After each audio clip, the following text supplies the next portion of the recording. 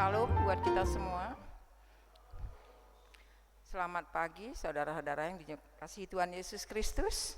Kita patut bersyukur di pagi hari ini Tuhan masih memberikan kesehatan buat kita untuk kita bisa hadir bersama-sama di sini untuk kita bersama-sama ibadah untuk memuji dan memuliakan Tuhan di pagi hari ini. Tapi sebelum kita masuk dalam ibadah kita, marilah kita siapkan hati dan pikiran kita untuk kita masuk dalam kehadirat Allah. Kita siapkan hati kita untuk saat teduh kita mulai.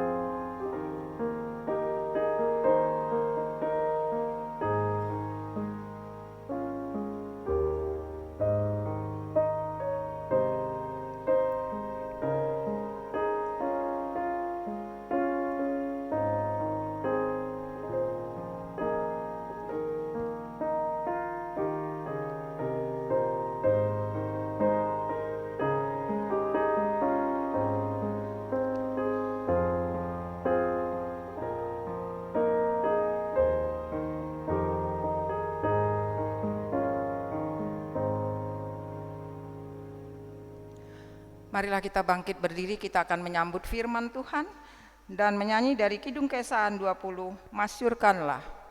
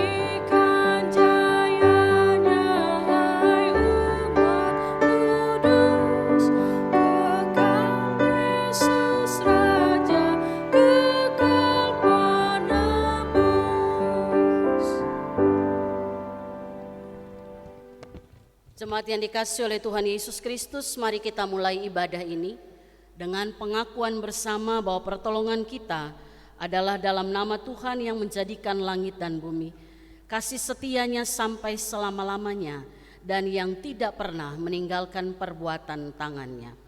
Salam kepadamu dari segala orang kudus, kasih karunia Tuhan Yesus Kristus menyertai rohmu.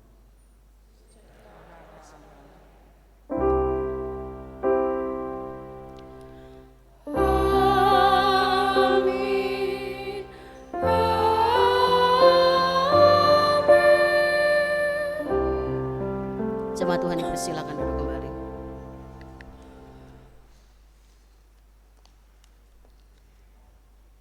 Saudara-saudara jemaat, mendasari kebaktian kita hari ini, firman Tuhan mengatakan dalam Yesaya 55 ayatnya yang ke-6 sebagai berikut. Carilah Tuhan selama ia berkenan ditemui, berserahlah kepadanya selama ia dekat.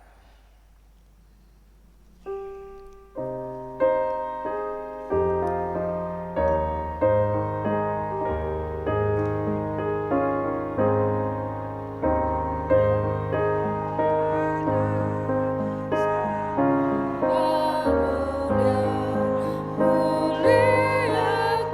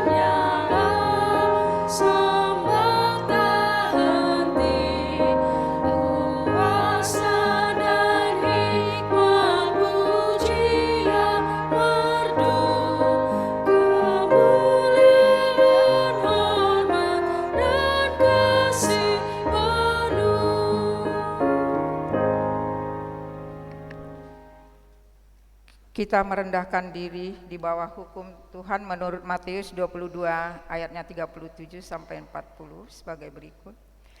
Jawab Yesus kepadanya, "Kasihanilah Tuhan Allahmu dengan segenap hatimu dan dengan segenap jiwamu dan dengan segenap akal budimu. Itulah hukum yang terutama dan yang pertama, dan hukum yang kedua yang sama dengan itu ialah, kasihilah sesamamu manusia seperti dirimu sendiri. Pada kedua hukum inilah tergantung seluruh hukum Taurat dari kitab para nabi." Oleh karena hukum Allah menegaskan kepada segala kesalahan kita dan dosa kita, maka sepatutnya lah kita merendahkan diri di hadirat Allah, mengaku dosa kita mengakui secara pribadi.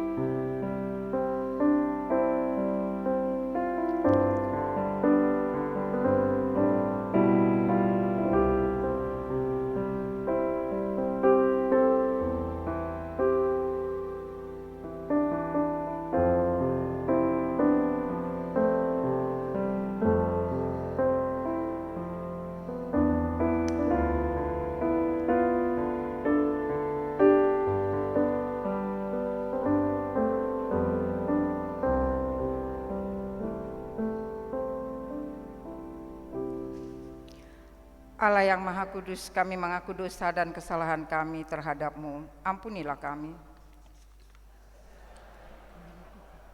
Atas perlakuan buruk sengaja maupun tidak yang kami biarkan terjadi di rumah, gereja, dan di tengah komunitas bangsa.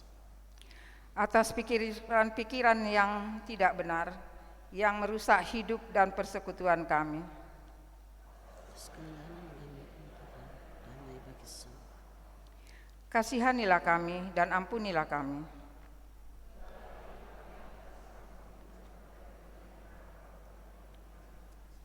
Yesus Kristus menebus dosa kami. Amin.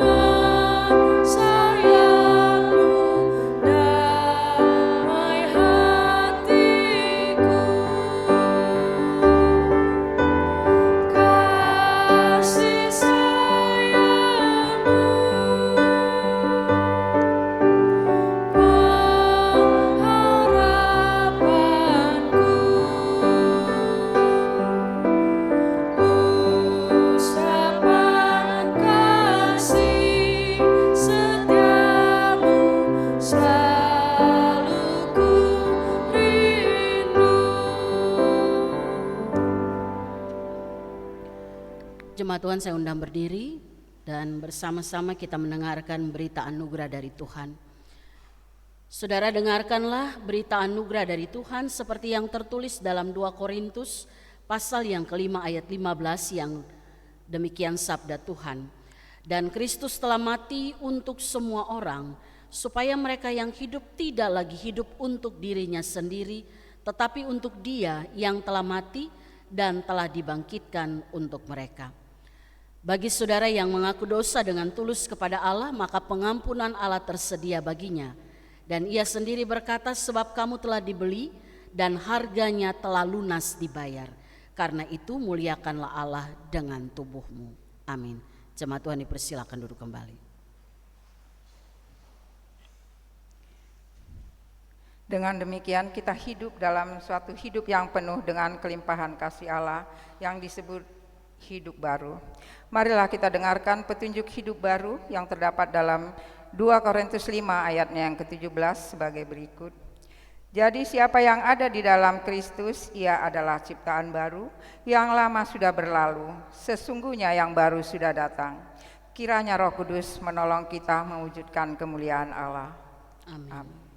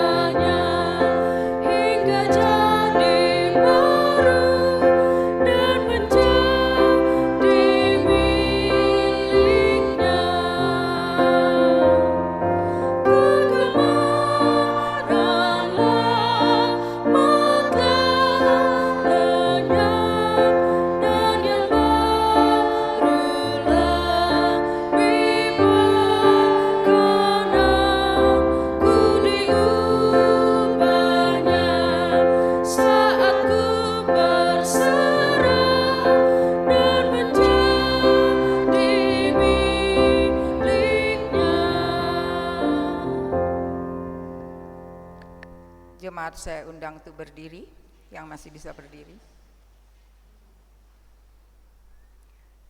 Sebagai jemaat Tuhan Yesus Kristus dalam suatu persekutuan dengan segala jemaat dari segala abad dan tempat, marilah kita mengucapkan bersama-sama pengakuan iman yang rasuli sambil kita berkata, Aku percaya kepada Allah, Bapa yang Maha Kuasa, Khalik langit dan bumi, dan kepada Yesus Kristus anaknya yang tunggal Tuhan kita, yang dikandung daripada Roh Kudus, lahir dari anak darah Maria, yang menderita di bawah pemerintahan Pontius Pilatus, disalibkan, mati dan dikuburkan, turun ke dalam kerajaan maut.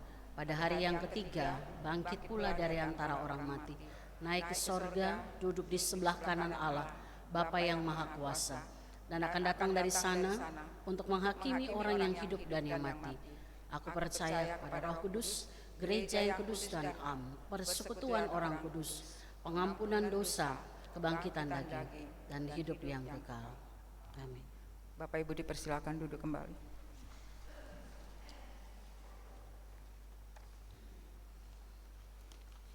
Marilah kita mengucap syukur kepada Tuhan dengan cara memberikan persembahan kita yang akan dipergunakan untuk penyelenggaraan pekerjaan Tuhan di dunia ini. Sambil mengingat kata Alkitab dalam 2 Korintus 9 ayat yang ke-7 demikian. Hendaklah masing-masing memberikan menurut kerelaan hatinya, jangan dengan sedih atau karena paksaan, sebab Allah mengasihi orang yang memberi dengan sukacita. Sambil kantong diedarkan, kita menyanyi dari Kidung Keesaan 378. Ingatlah, ingatlah.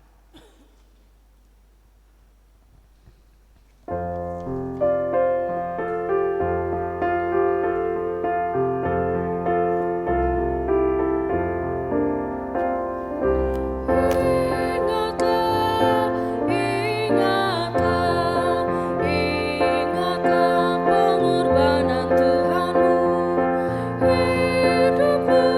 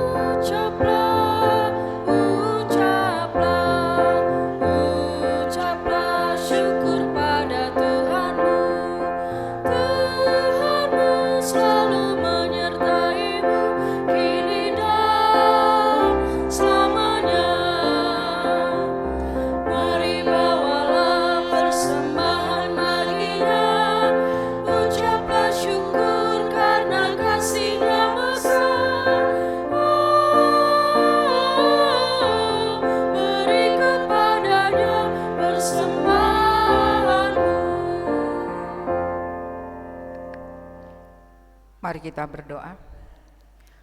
Bapa di sorga, kami bersyukur karena Engkau telah melibatkan kami dalam pekerjaan-Mu melalui persembahan yang telah kami persembahkan, yang berasal dari berkat-Mu juga. Ajar kami menggunakan dengan baik yang masih ada pada kami. Kiranya persembahan kami akan membawa hormat dan kemuliaan bagi-Mu. Dalam nama Tuhan Yesus kami berdoa. Amin.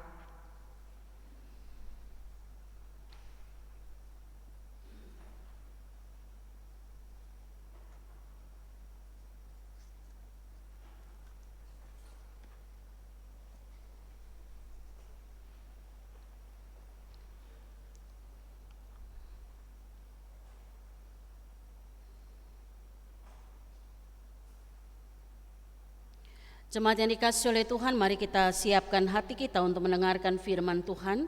Kita naikkan pujian Kidung Keesan 122 bait 1 dan 2.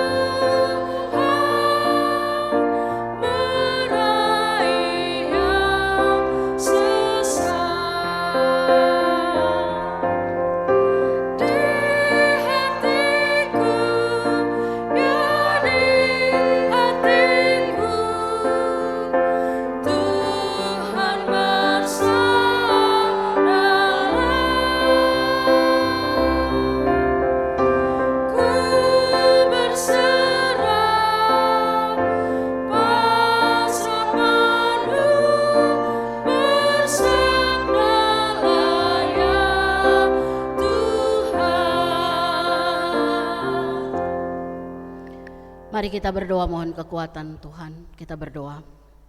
Bapa yang penuh kasih, saatnya kami akan membaca dan merenungkan firman-Mu. Roh Kudus, mampukanlah kami agar kami mengerti apa yang Tuhan kehendaki. Di dalam nama Tuhan Yesus firman yang hidup, Tuhan menyertai saudara. Amin. Jemaat yang dikasihi oleh Tuhan, mari kita siapkan pembacaan firman Tuhan. Pagi ini kita akan merenungkan firman yang terambil dari kitab Yesaya, pasal yang ke-55 ayat 1 sampai 13. Yesaya 55 ayat 1 sampai 13 kita akan bacakan.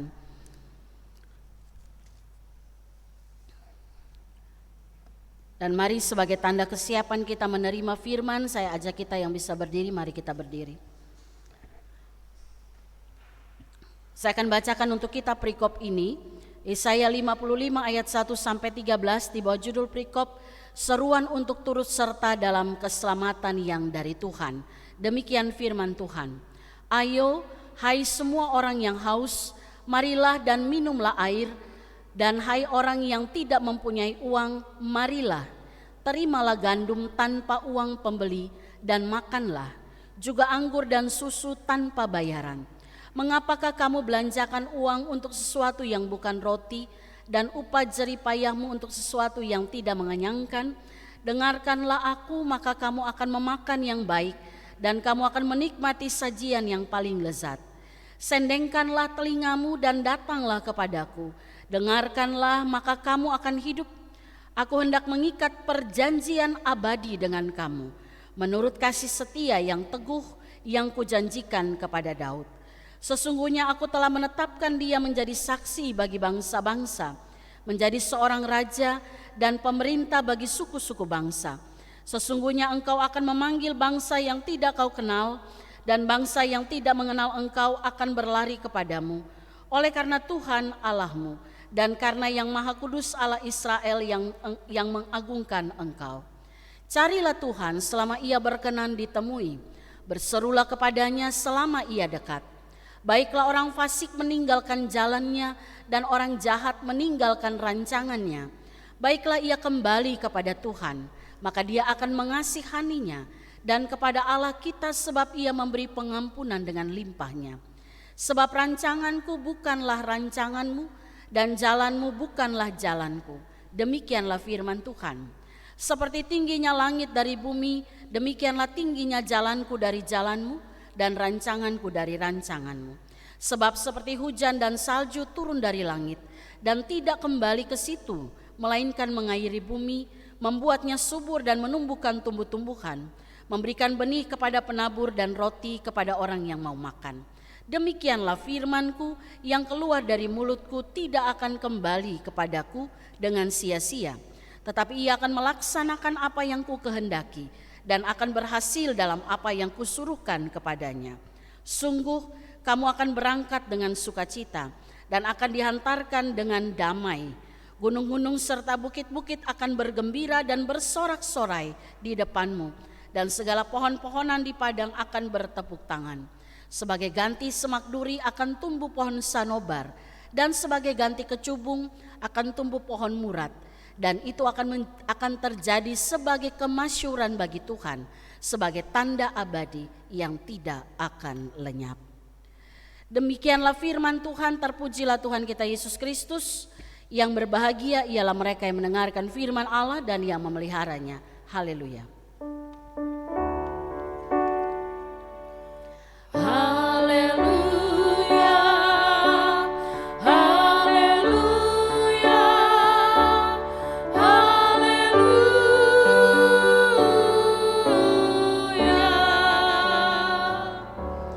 Tuhan, saya persilakan duduk kembali. Shalom. Selamat pagi Bapak Ibu yang dikasihi oleh Tuhan Yesus Kristus. Hari ini kita kembali merenungkan firman Tuhan dengan tema keselamatan yang dari Tuhan.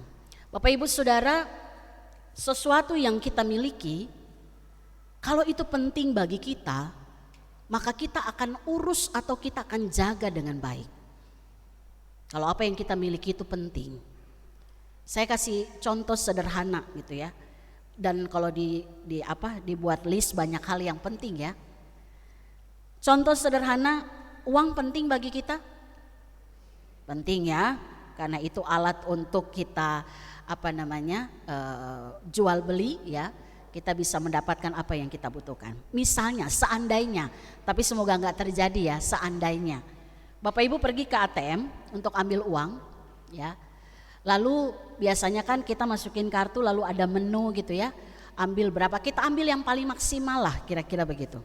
Karena di tiap ATM kan beda-beda ya. Nah begitu sudah tertulis silakan ambil uang Anda, uangnya enggak keluar. Kan ada kejadian kayak gitu ya. Uangnya enggak keluar. Kira-kira apa yang Bapak Ibu lakukan? Bingung. Ada yang pernah terjadi digoyang mesin ATM-nya gitu kan. Digoyang sambil marah-marah, gimana sih gitu ya. Dipukul supaya duitnya keluar. Kenapa? Ini penting nih gitu ya. Udah tulis keluar, begitu cek saldo, saldonya memang berkurang. Apakah kita akan berdiri di situ dan kita katakan, ya sudahlah saya pulang aja. Kayaknya nggak ada deh yang kayak gitu ya. Apalagi kalau yang diambil itu semua yang ada di saldo itu ya. Pasti yang terjadi kita urus itu, betul? Kita ke bank atau kita telepon customer service-nya, kita pertanyakan itu, pasti kita urus dengan baik. Karena kita butuh itu, karena itu penting bagi kita.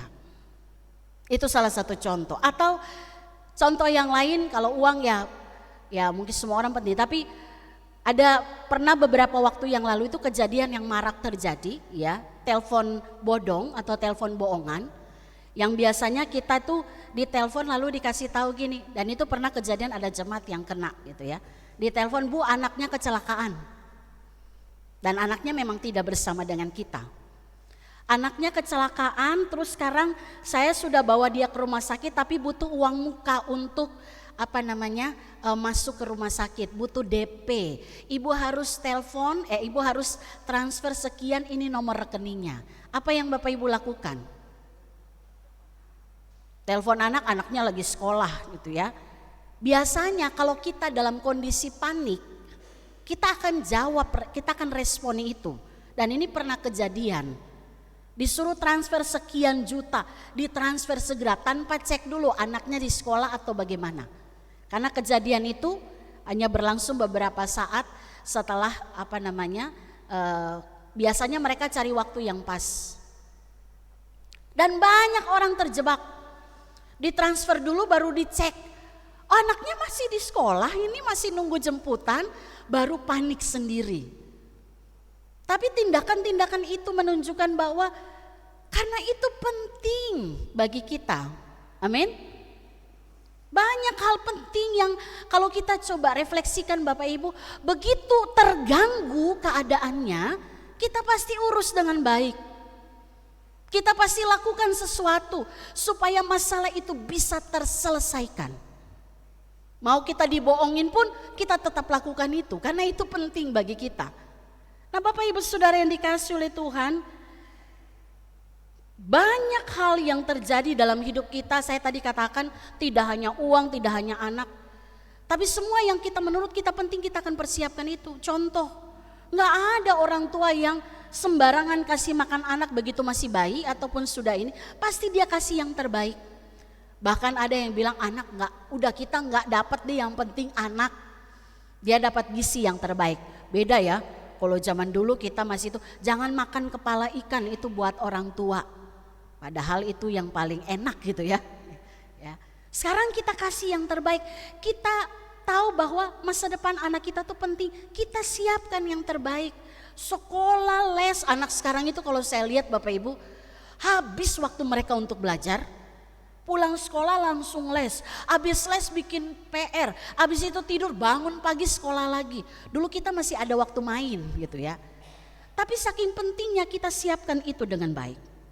Nah, Bapak Ibu Saudara, dari sekian hal penting yang kita punya dalam hidup ini, yang membuat kita nyaman, membuat kita tentram ketika kita ada dalam dunia ini. Lalu pertanyaannya adalah, apakah hal yang berkaitan dengan rohani kita itu juga menjadi hal yang penting dan kita urus dengan benar? Benar gak kita urus rohani kita ini seperti kita mengurus segala sesuatu yang penting dalam hidup kita untuk kenyamanan kita di dunia? Nah, banyak orang tidak perhatikan bagian ini karena dipikir sudahlah, yang penting kan sudah gereja, yang penting saya sudah berdoa. Tapi kita tidak melihat apakah dalam perjalanan kehidupan kita ada hal-hal yang mengancam pertumbuhan rohani kita. Ada hal-hal yang mengancam keselamatan jiwa kita, baik di dunia ini maupun di dalam kekekalan. Karena kalau bicara keselamatan, kita nggak hanya bicara sesuatu yang kita urus di dunia, tapi yang nanti juga akan kita nikmati di dalam kekekalan. Nah, tadi saya katakan tidak sedikit orang yang hanya urus semua yang nyaman, yang berkaitan dengan hal-hal jasmaninya. Dan dia tidak perhatikan apa yang secara khusus menjadi bagian dari keselamatan jiwa. Itu nggak diurus dengan benar. Saya kasih contoh salah satunya Bapak Ibu. Apakah kita gelisah kalau kita tahu bahwa keselamatan kita terancam? Terancamnya tuh begini. Karena kita berada dalam sebuah kehidupan yang jauh dari apa yang dikehendaki oleh Tuhan. Kita masih hidup dalam dosa. Gelisah enggak kita waktu kita melakukan dosa? Apakah kita merasa gelisah ketika kita tahu bahwa ya Tuhan, sudah banyak hal. Hari ini saya tahu saya sedang berdiri di jalan yang salah. Dan itu membuat kita gelisah. Sehingga kegelisahan itu membuat kita ambil keputusan. Saya mau urus bagian ini dengan benar. Saya mau bertobat. Saya gak mau lagi masuk ke situ. Karena itu membuat hidup jiwa saya terancam. Terancamnya apa? Kita hidup jauh dari Tuhan. Gelisah gak kita ketika kita tahu bahwa kita sedang melakukan hal-hal yang tidak berkenan di hadapan Tuhan? Bukan hanya kita. Gelisah gak kita lihat orang lain juga hidup dalam keadaan yang tidak berkenan? Nah Bapak Ibu Saudara, satu hal yang perlu kita ingat, bahwa kita tidak hanya cukup saja disebut sebagai orang Kristen.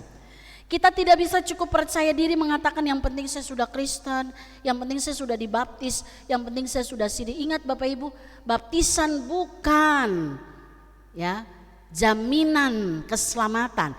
Itu hanyalah tanda dan meterai. Nanti ini ada baptisan. Tapi itu bukan alat keselamatan. Karena banyak orang Kristen salah kaprah.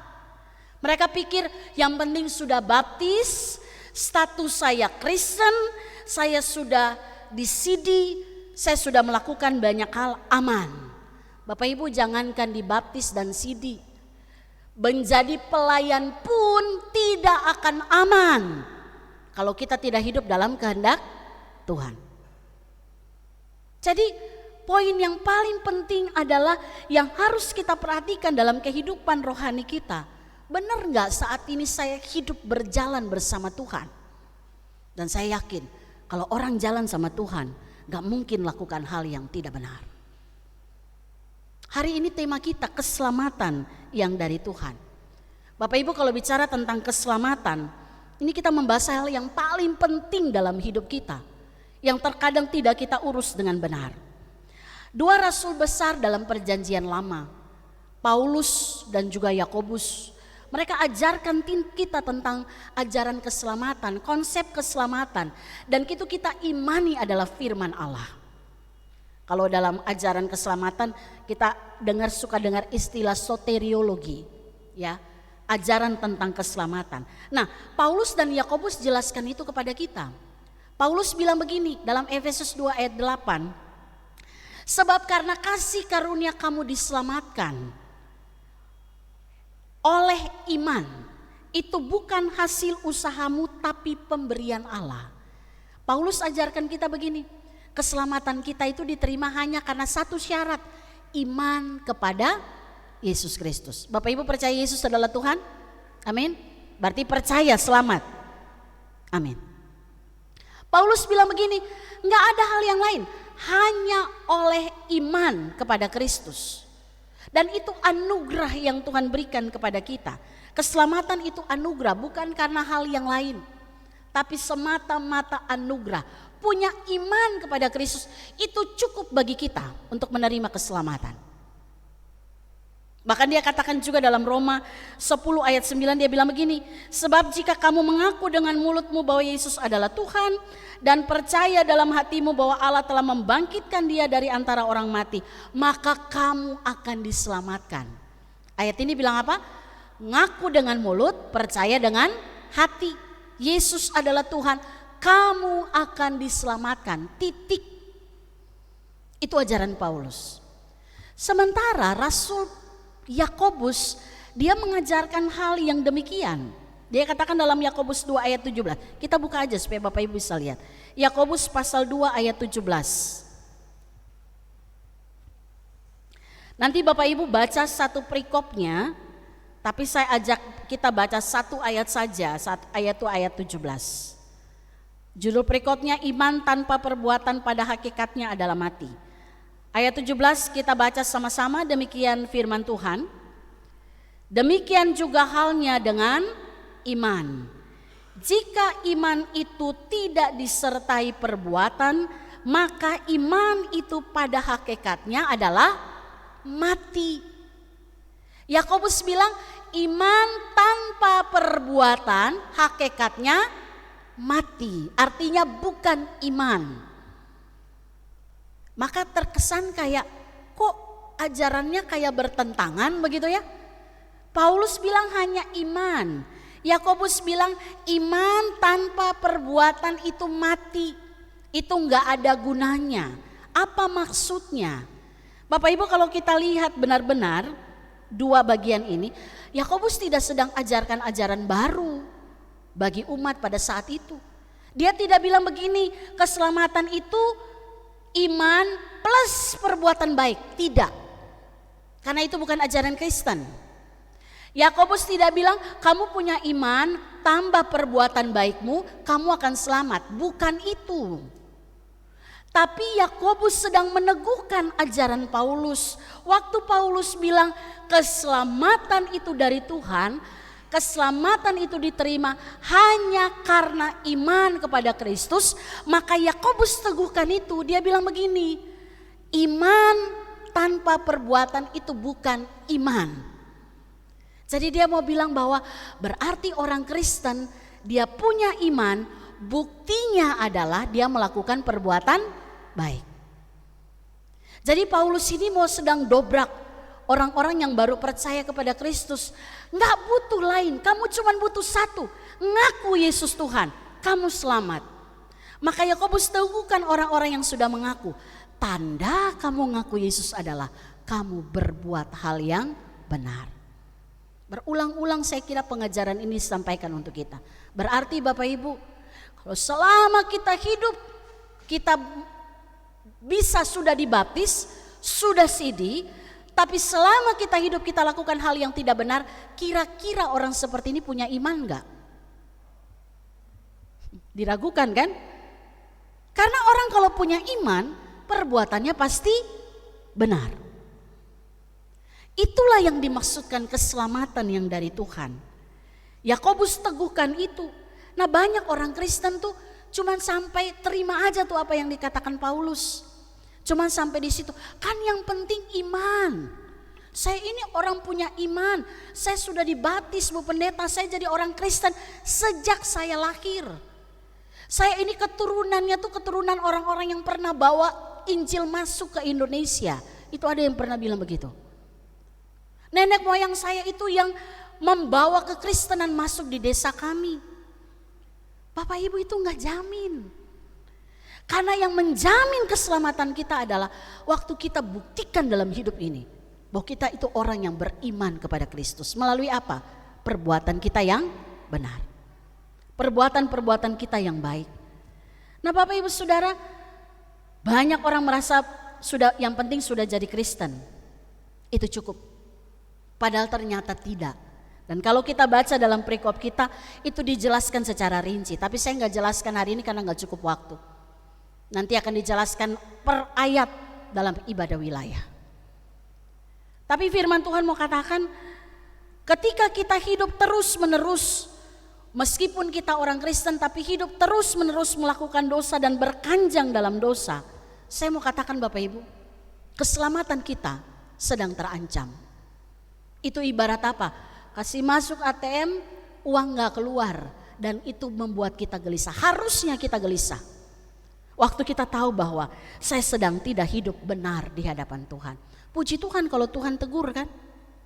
Kalau Tuhan tegur kita bertobat, itu puji Tuhan. Tapi yang sangat menakutkan adalah waktu kita terus menerus hidup dalam dosa tapi gak ada teguran. Itu menakutkan. Kalau kita terus menerus tahu apa yang kita lakukan itu dosa, tapi tidak ada yang mengingatkan kita, maka kita perlu pertanyakan, kita ada di mana pada saat itu? Karena kalau Tuhan bersama kita, Tuhan pasti tegur kita, amin. Karena Tuhan gak mau biarkan umatnya, milik kepunyaannya ada dalam kebinasaan. Yang lebih parah lagi, yang lebih menakutkan lagi, sudah ditegur tapi tidak bertobat. Itu yang lebih menakutkan. Nah Bapak Ibu Saudara, ini yang terjadi dalam hidup orang Israel. Relasi mereka dengan Tuhan itu rusak. Bisa dibilang Mereka diteguhkan, perjanjiannya, kamu bangsa pilihanku. Tapi hidupmu terancam, kenapa kamu hidup gak benar? Relasi dengan Tuhan itu tidak ada dalam sebuah kekuatan, sebuah hal yang benar di hadapan Tuhan. Kalau baca Yesaya itu bisa dikatakan dia tuh bahas 2 tema besar. Hanya 2 tema. Dia bahas yang pertama tentang hukuman Allah, dan yang kedua tentang keselamatan dari Allah. Itu diungkapkan Yesaya dari pasal 1 sampai 66 kalau nggak salah. Ya. Sampai pasal yang terakhir dia bahas 2 tema itu. Artinya Yesaya mau bilang begini, bangsa Israel, bangsa pilihan Allah, dikasihi oleh Allah, tapi lihat ulang-ulang mereka lakukan dosa. Tapi yang luar biasa adalah Tuhan tetap ada dengan bangsa itu. Dia tegur bangsa itu. Kembalikan mereka pada posisi yang benar. Ya, kembalikan mereka pada titik yang benar. Kamu harus seperti ini loh. Kamu bangsa pilihan. Artinya apa? Tuhan pernah berjanji kepada Abraham, melalui keturunanmu bangsa-bangsa lain diberkati. Dan itu digenapi Tuhan dalam Yesus Kristus. Betul? Yesus hadir untuk memberkati dunia ini, untuk memberikan keselamatan bagi dunia ini. Dan dia lahir dari keturunan Abraham. Janji itu digenapi. Maka dalam proses sampai kedatangan Mesias, berulang-ulang bangsa ini jatuh dan Tuhan menegur mereka. Salah satunya adalah teguran yang Tuhan berikan ketika bangsa ini ada dalam pembuangan. Namun lihat, di pembuangan sekalipun Tuhan tetap menyertai bangsa Israel. Saya ajak kita lihat ayat 6. Ini yang menjadi hal yang diingatkan oleh Yesaya kepada bangsa Israel. Ayat 6 dikatakan begini, carilah Tuhan selama ia berkenan ditemui, berserulah kepadanya selama ia dekat. Kalau kita bikin kalimat kalimat negatifnya berarti kalau kita dikasih kesempatan bagi kita untuk cari Tuhan karena dia sedang berkenan untuk ditemui, berarti Tuhan juga bisa tidak mau ditemui oleh kita. Bisa gak? Bisa, karena ayat ini peringatan kan. Berserulah kepadanya selama ia dekat. Berarti bisa jadi ia juga jauh dari kita. Maka seruan kita gak akan pernah berarti di hadapan Tuhan. Maka ini menjadi peringatan keras Yesaya kepada orang Israel. Saya cuma mau sampaikan satu kepada bangsa itu. Bertobatlah. Waktu sebelum kamu di pembuangan, kamu ada di pembuangan, kembali dari pembuangan. Temanya cuma satu, bertobatlah. Kenapa? Karena kamu sudah terima keselamatan yang dari Tuhan. Maka seruan yang sama juga terjadi kepada kita. Ketika kita ada dalam jalur kehidupan yang tidak berkenan di hadapan Tuhan, ingat kita sedang terancam jiwa kita. Kembali, bertobatlah. Saya ingat Daud. Hidup Raja Daud itu luar biasa dekat dengan Tuhan Bapak Ibu. Kalau baca di 2 Samuel itu ya, dia dekat sekali dengan Tuhan. Dari mana kita tahu Daud dekat dengan Tuhan? Waktu dia mimpin bangsa Israel, setiap kali dia mau maju perang dia tanya Tuhan. Daud tanya Tuhan, Tuhan saya maju apa tidak? Ya, dia bercakap-cakap dengan Tuhan. Tuhan bilang maju. Kali ini saya sudah serahkan bangsa Filistin ke dalam tanganmu. Daud maju dan dia menang. Di waktu berikut dia tanya lagi sama Tuhan, Tuhan untuk kali ini terlalu banyak, terlalu besar bangsa ini yang akan saya hadapi. Pasukan saya hanya sekian orang. Saya maju atau tidak? Tuhan bilang jangan, tahan. Buat gerak melingkar. Nanti baca di 2 Samuel pasal berapa tuh ya? Kalau gak salah itu 2 Samuel 2 dan 5. Pasal 2 dan 5. Tuhan bilang begini, buat gerakan melingkar. Ya. Kepung mereka. Nanti waktu kamu dengar suara yang keluar dari pohon-pohon kertau, langsung serang. Karena saat itu Tuhan sudah maju berperang di hadapan kamu. Daud lakukan itu dan dia menang. Bahkan dalam beberapa ayat dikatakan, Tuhan memberikan kemenangan kepada Daud kemanapun ia berperang. Enak ya Bapak Ibu ya.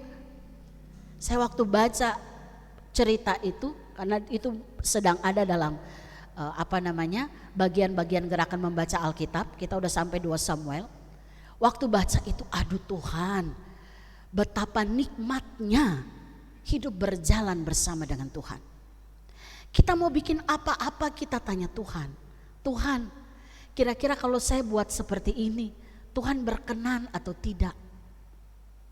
Tuhan, kalau saya buat seperti ini, kira-kira itu berguna bagi Tuhan dan sesama atau tidak? Atau menyakiti hati orang lain? Tuhan, tolong saya. Maka saya percaya seperti Daud, Tuhan berikan kemenangan bagi kita dalam segala perjuangan kita. Amin. Tapi ingat Bapak Ibu, Daud juga pernah buat salah. Betul? Apa kesalahan Daud? Batseba. Oh, langsung kita ingat ya. Kita ingat semua kesalahan Daud. Waktu dia bikin strategi untuk bunuh panglima setianya Uria. Uria itu setia loh. Kalau baca di situ, waktu dia pulang dari perang, Daud bilang begini, pulang ketemu dengan istrimu. Dia nggak lakukan itu. Dia tetap berada di istana dekat Raja Daud. Itu orang yang setia.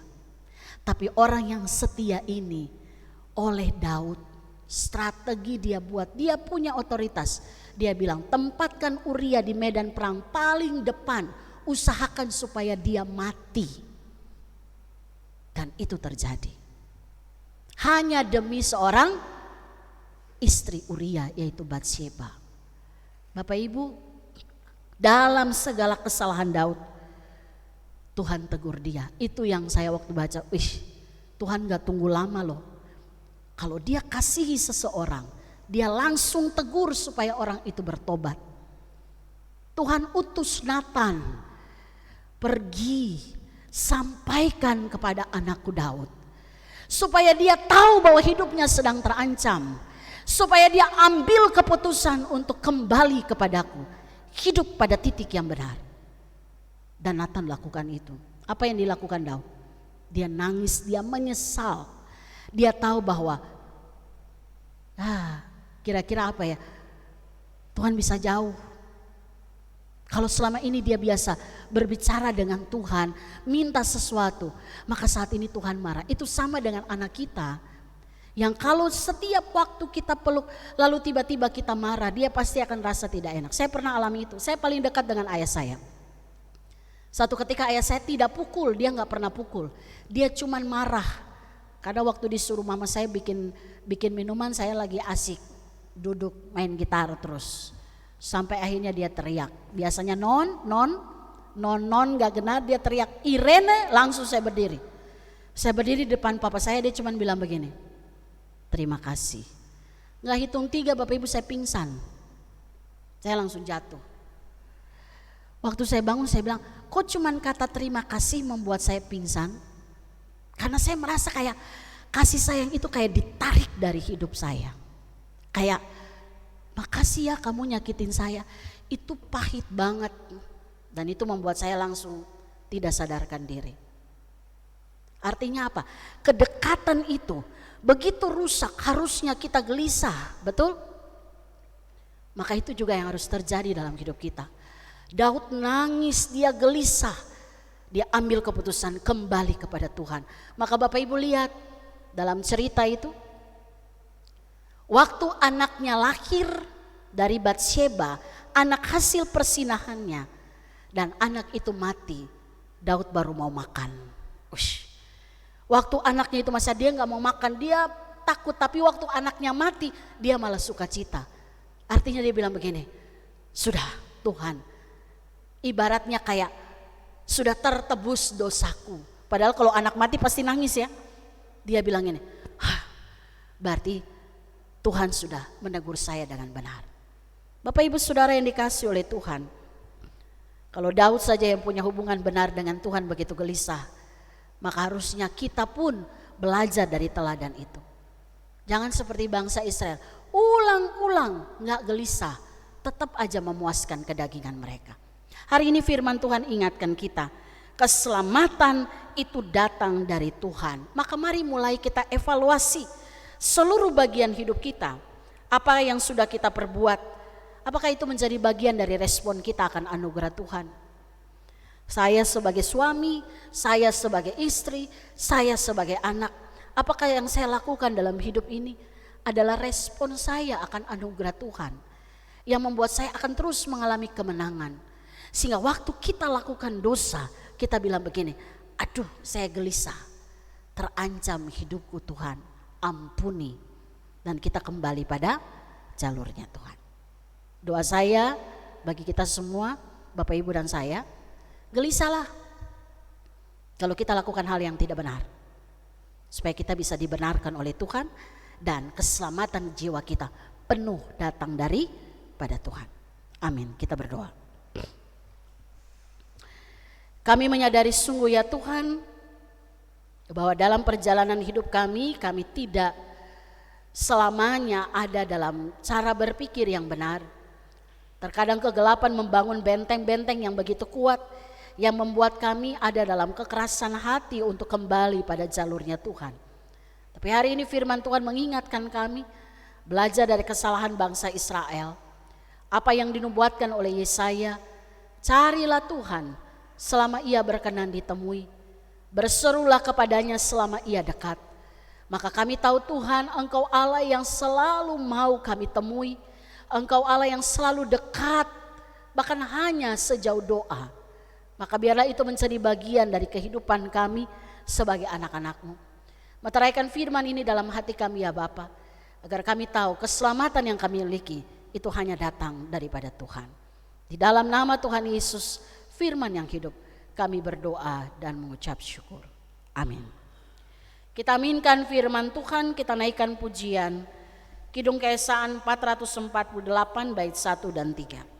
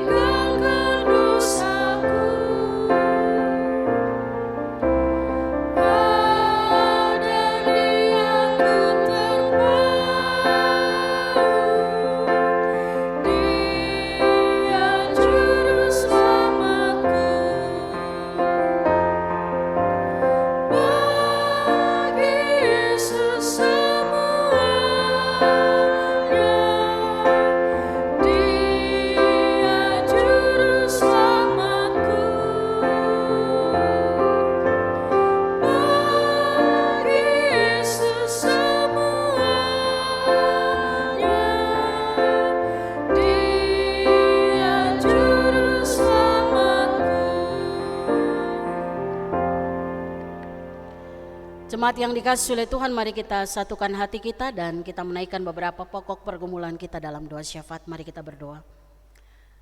Terpujilah Allah Tritunggal, Bapa, Anak, dan Roh Kudus yang senantiasa ada bersama dengan kami, menyertai hidup kami, dan yang terus memberkati setiap kami. Kami bersyukur untuk pagi ini ya Bapa, kami boleh ada dalam satu persekutuan kasih, saudara bersaudara di dalam Tuhan. Kami datang untuk memuji memuliakan nama Tuhan, mendengarkan kebenaran firman-Mu. Dan saatnya kami menaikkan beberapa pergumulan kami di dalam syafaat kami. Kami berdoa secara khusus Tuhan bagi beberapa keluarga yang ada dalam jemaat Tuhan di tempat ini. Kami doakan keluarga Bapak Denis Supit, keluarga Bapak Gatut Purboyo, keluarga Bapak Tulus Parhusip, keluarga Bapak Ferry Ferdinand Peters, keluarga Bapak Heri Nurdin, keluarga Bapak Penatua Alex Adrian Kamuni, keluarga Ibu Tuti Pujiastirin, keluarga Bapak Penatua Endi Yusdianta Stefanus, keluarga Ibu Clara Anita Noviastuti, dan keluarga Bapak Henry Partaji Siahaan. Berkati ya Tuhan 10 keluarga yang kami bawa dalam doa kami pagi hari ini. Tuhan mengenal satu persatu mereka dengan apa yang digumuli, apa yang senantiasa dibawa kepada Tuhan. Satu hal yang kami percaya bahwa Tuhan senantiasa mendampingi dan terus memberkati kehidupan keluarga-keluarga yang kami doakan. Anak-anak mereka, bahkan semua pergumulan, persoalan yang dibawa kepada Tuhan dalam persekutuan doa, kami yakin Tuhan mendengar dan Tuhan menjawab seturut kehendak Tuhan. Jadikan keluarga-keluarga ini Tuhan batu yang hidup bagi bangunan Allah di tempat ini, gereja Tuhan, sehingga melalui kehidupan kami, umat-Mu, nama Tuhan dipermuliakan. Kami juga berdoa Tuhan bagi jemaat yang ada dalam keadaan lemah tubuh, yang sedang sakit ataupun sedang ada dalam proses pemulihan. Kami doakan Ibu Lemina Turnip Sihaloho, Ibu Yosina Mairohu, Ibu Novi Alex, Ibu Yuliana Siwu, Bapak Sugito, Bapak Hari Laisina, Bapak Teddy Sianturi, Bapak Weni Harinusi, Saudara Gavriel Marcel Nicholas Supit, dan Ibu Penatua Nana Fransina.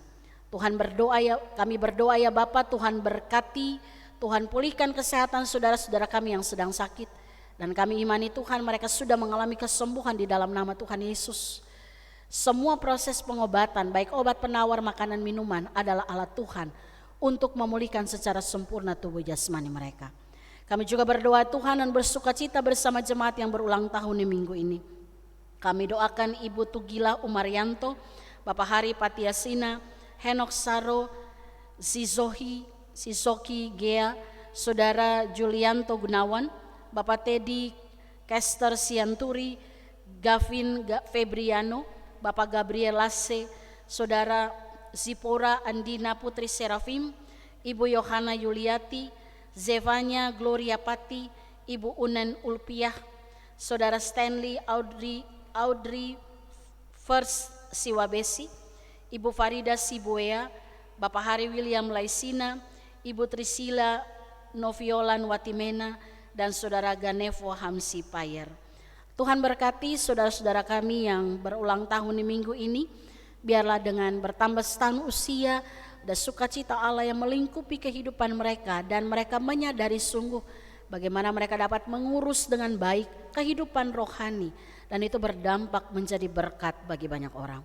Kami tetap mendoakan gereja Tuhan, secara khusus hamba-hambamu, para pelayan Tuhan, para majelis, penatua, bahkan juga para diaken, pengurus komisi, guru-guru sekolah minggu, remtar, TU, koster, security, driver. Tuhan berkati. Biarlah kami semua menjadi orang-orang yang telah Tuhan pilih, Tuhan panggil untuk menjadi pelaksana pertama firman Allah. Dan kami imani apa yang boleh dilakukan di tempat ini melalui para pelayan Tuhan, itu menjadi berkat bagi umat yang Tuhan percayakan untuk kami boleh layani. Bahkan umat Tuhan dengan segala pergumulan yang ada, baik mereka yang bergumul untuk mencari pekerjaan, anak-anak kami yang mencari pasangan hidup, Tuhan memberkati mereka. Keluarga yang mendambakan keturunan, Tuhan memberkati. Bahkan ibu-ibu yang sedang mengandung pun ada dalam penyertaan Tuhan. Kami doakan Tuhan pelaksanaan baptisan kudus untuk anak-anak yang akan berlangsung dalam ibadah jam 9 nanti. Tuhan memberkati ke-19 anak yang akan dibawa oleh orang tua mereka untuk dimeteraikan menjadi milik Allah. Berkati ya Tuhan, agar pelaksanaan sakramen baptisan boleh berjalan seturut dengan kehendak Tuhan. Kami juga doakan bangsa dan negara kami. Tuhan berkati pemerintah kami dari pusat sampai ke daerah, bahkan secara khusus kota Depok di mana kami ada. Berkati ya Tuhan, agar semua kebijakan keputusan yang diambil hanya untuk pemulihan bangsa dan negara ini. Bahkan kehadiran kami di kota ini pun menjadi berkat bagi gereja-gereja yang ada, bahkan secara khusus masyarakat yang ada di sekitar kami. Dalam ibadah pagi ini juga Tuhan kami berdoa bagi salah satu suku yang terabaikan, yaitu suku atau orang-orang Palembang. Kami berdoa biarlah Allah memanggil pekerja-pekerja untuk hidup di tengah-tengah orang Palembang dan memberkati hidup mereka. Berdoa juga untuk hati anak-anak Tuhan ini agar menjadi tanah yang subur untuk menerima pemberitaan tentang kabar baik, keselamatan di dalam Yesus Kristus. Dan kami doakan orang-orang percaya yang hidup di antara orang Palembang untuk mengatasi rasa takut dan berani untuk membagikan Injil kebenaran bagi orang-orang di sekitar mereka. Terima kasih Tuhan, ini menjadi doa kami pagi hari ini. Berkati semua kami yang boleh hadir dalam ibadah minggu pagi di jam 6 ini ya Tuhan. Kami datang dengan membawa pergumulan kami datang dengan membawa syukur kami atas segala berkat yang Tuhan telah berikan.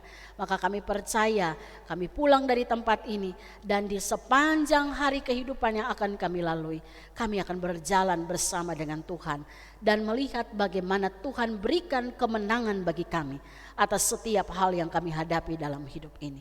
Inilah doa kami ya Tuhan, kami mohon ampun akan salah dan dosa kami.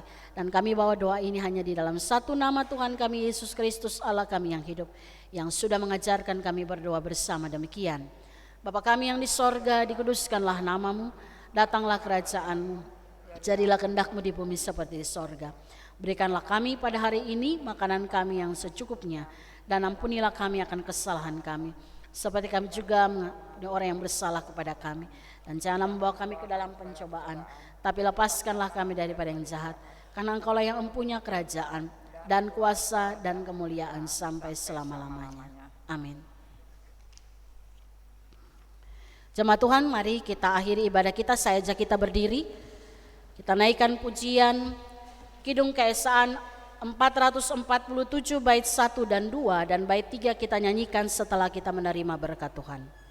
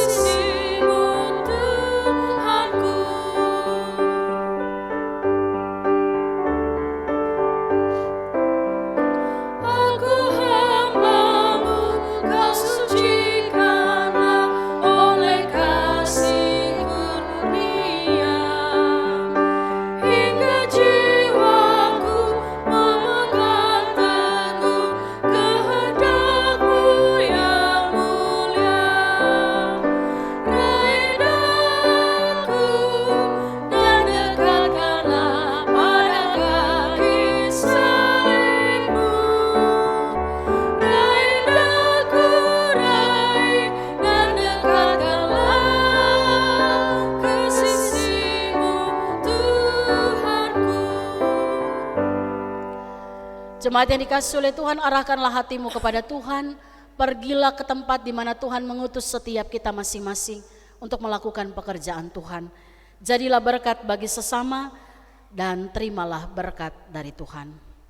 Anugerah Tuhan Yesus Kristus dan pengasihan Allah dan persekutuan Roh Kudus menyertai dan memberkati saudara sekalian. Amin.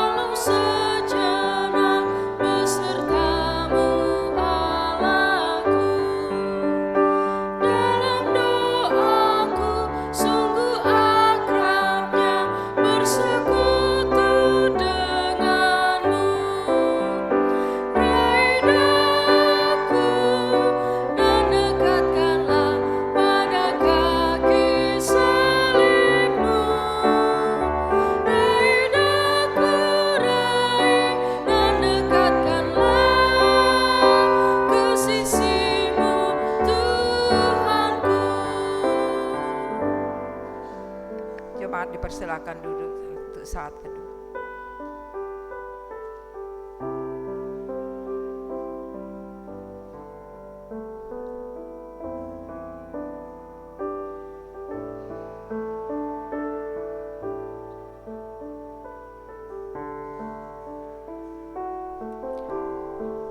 Demikianlah ibadah kita sudah selesai. Selamat hari Minggu dan selamat ketemu di hari Minggu ke depan. Tuhan Yesus memberkati kita semua.